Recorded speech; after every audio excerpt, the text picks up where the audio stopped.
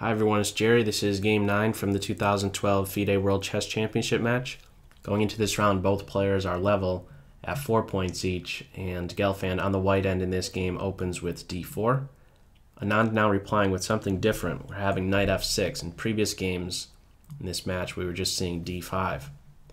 After c4, we have now e6, heading for a Nimzo-Indian. First time we would see this in this particular match.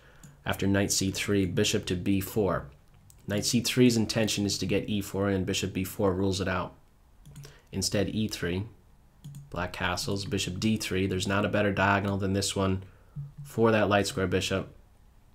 There's no annoying pin that's going to happen. That's the main reason here. After knight comes to f3, there's no bishop g4 stuff happening, so it stands to reason that this is the preferred diagonal, pointing right at that black king. d5, doing something about this white center, striking at it, and striking at it some more. After knight f3, we have now c5. White castles, and now the center is going to be clarified, the structure in the center. After d takes c, bishop takes c, cd, ed, we have the classic isolated queen pawn. And some things to point out. The d5 square is of great importance. Controlling this square means that you control white's potential pawn break with d5. This is always something to keep in mind, the change in the structure.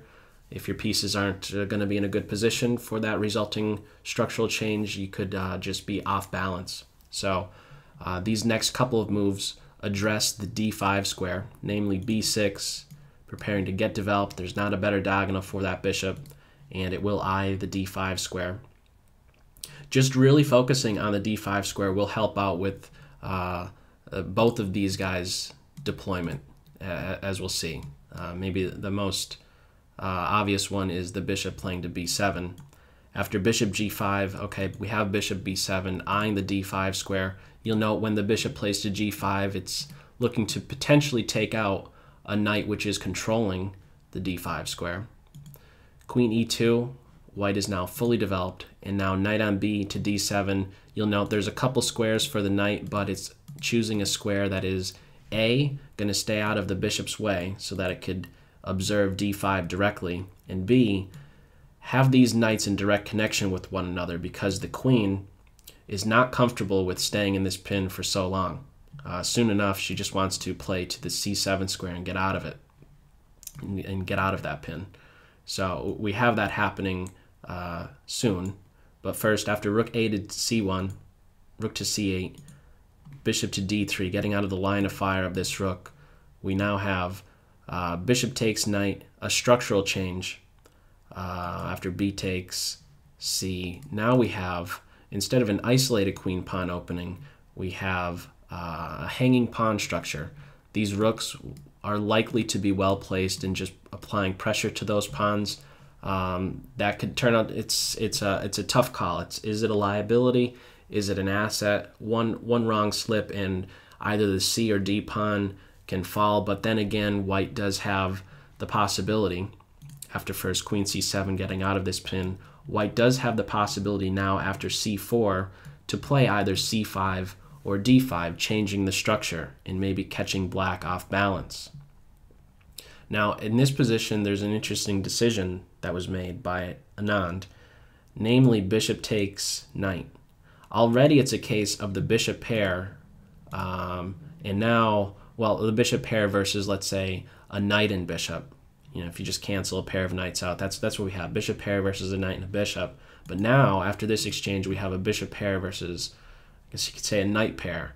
And white certainly has an advantage here, and it is in a spot where they can kind of try and come up with multiple plans, and it seems as though black is in a position where they kind of just have to wait it out, hope like that there's not going to be a successful plan that white can employ successfully.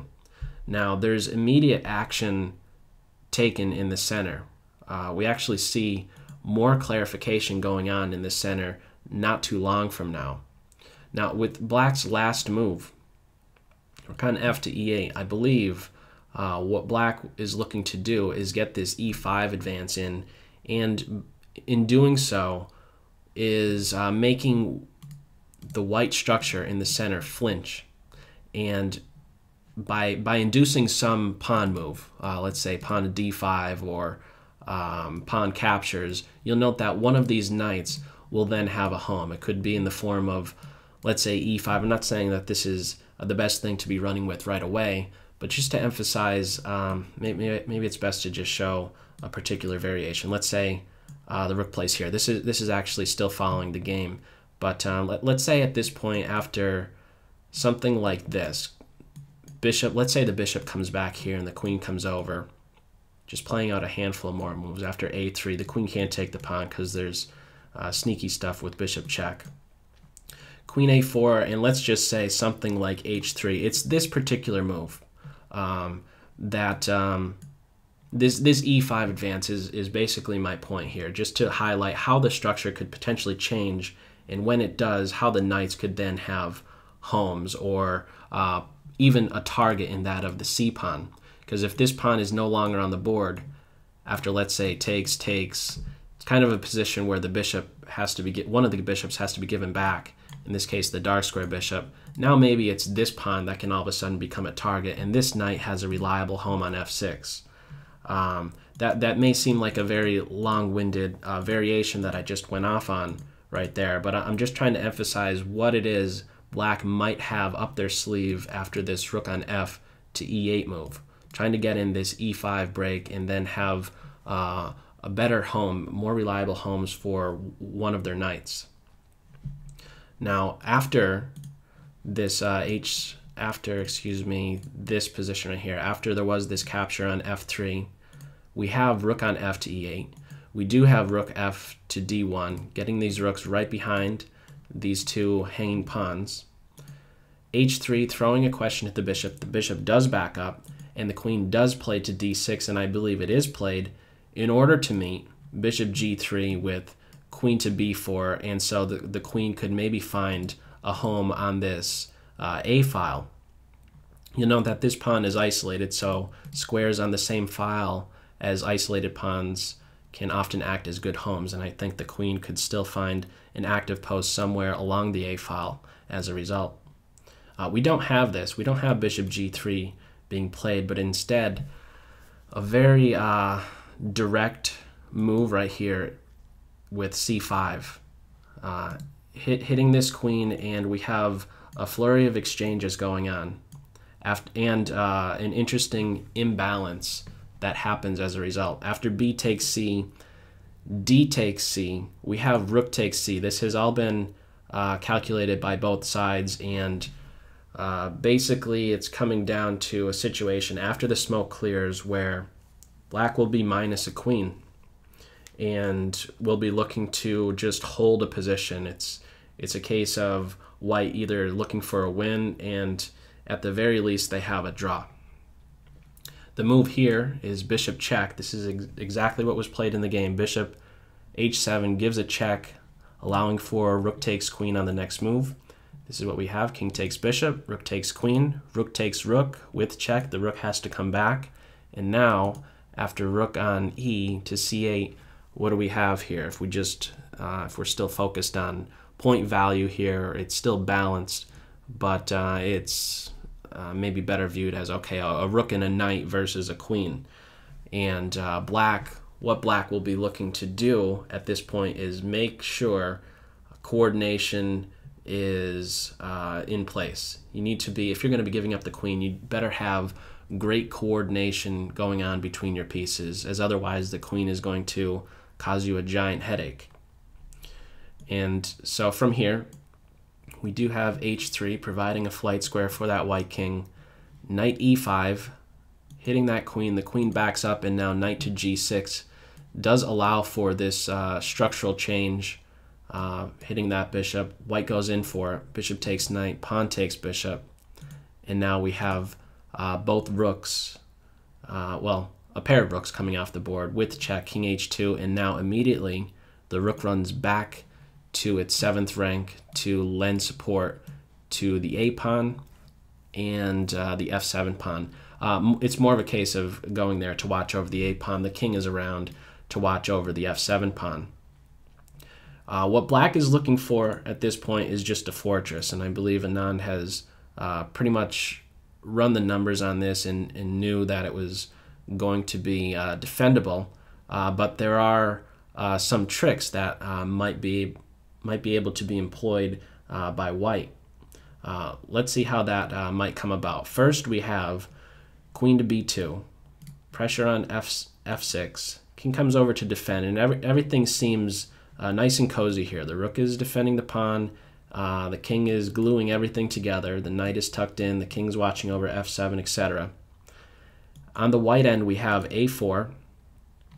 Really just looking to bring this pawn all the way down to a6. And this is exactly what white runs with. There's not really a whole lot black can do to prevent that pawn's advance. You can't just say to yourself, okay, pawn, you have gone far enough. Stop where you're going. No, because then here we have queen b6. It messes with the coordination. Again, this rook does well to just stay put, keep this pawn right there on the a7 square, and just hope that there's not really a good way to catch black off guard. Mess with the coordination, in other words. So in the meantime, this knight repositions to a more active square on d5. That is a reliable home. a5, knight d5, and a6. So what has this pawn accomplished by coming so far to this a6 square? Well, you'll note the b7 square now becomes a possibility for the white queen. For example, let's just say black plays back here. Let's just say queen b7. It can't be taken. This is the idea here. There's never going to be rook takes queen because this pawn is going to be able to promote. Now, knowing that there is possibility for queen b7 stuff hitting the rook and the pawn, the knight does have to keep a close eye on the defense of the rook. So keep this in mind in this particular endgame. Now that there is a pawn on a6, it does provide an anchor point for that queen to play to b7. So king to h7, black is just kind of waiting. Let's see what it is that white can maybe come up with. How can white be disruptive to this fortress here on the black side? So queen d4 is tried, and now we have f5. Really, where is the next pawn break going to be? It's going to be seen in this g4 advance, and f5 maybe stops white from getting that particular move in successfully. Later on, we do see h5, and again, a lot of attention is given to this g4 square. Now, there is, you might think on the white end, why not maybe play g4 here and then look to get in something like f4 and h4 and then eventually g5. That is another try. It is not the one that white runs with, however. Instead, after queen d4, f5 is allowed by black. After f4, rook d7 again. In short, on the black end, just shuffling moves, trying to stay coordinated. The rook still keeping a close eye on that a7 pawn. That's the #1 priority for the rook. King g3. Now, recognize that this here is an isolated pawn. Earlier, I was talking about in that middle game position where there was a white pawn on a3. It was isolated, and I was saying how black can find maybe a nice home for the queen on that a file. Well, in this simplified endgame, after king g3, knowing that this pawn is also isolated, this king is looking to sneak up on this h file here and maybe put pressure on this h6 pawn. So king g6, again, just shuffling on the black side for the most part. White is the side that's trying to show something. Queen h8, knight f6, guarding against any checks. This is a very compact position. The knight guarded, the king guarding, everything is defended. Knight's defending the rook, rook defending the pawn. Everything is strung together very well on the black side. Queen b8, h5 is played, clamping down on this g4 square. King h4, king h6, more shuffling on the black side. It's white who's needing to show something. Queen to b2 is tried, And a very interesting possibility, one that I was curious about, was why not try to get the queen to g5 to chase this knight away and then grab this h5 pawn. I was shocked to see what ends up happening if you try to run in for that particular variation. So let's have a closer look at what might occur. King h6, if queen to b3 were played instead of queen to b2, king to g6 is perfectly fine. How many of you would just run for this variation? Queen g3 check, king h6, excuse me, that would not be good because you drop the knight, king h7, and after queen to g5, the knight's hit. What do? You can't defend it. It needs to run away. This is a losing move.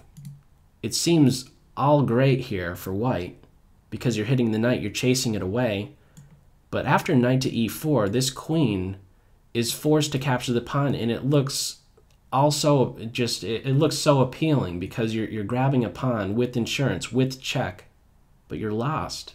After king to g7, note the position of the white king. Note what just happened as a result of grabbing that h-pawn. The h-file is completely opened up. The g5 square, g4 square, g3 square are all sealed by the knight and pawn alone. 2 moves from now, the rook is going to be playing to h8. White is dead. Runs the risk of checkmate or the loss of the queen. Something to avoid. White is the side who also has to be very careful. Very easy to fall for this particular trap with grabbing a pawn with check. It seems appealing in all variations when you're doing that sort of thing in a chess game, grabbing a piece with check, but that's a way to certainly go wrong and lose the game. So that was not played, but an interesting line that I did come across when I was reviewing this. Instead of queen to b3, we had queen to b2. King g6, more shuffling for black.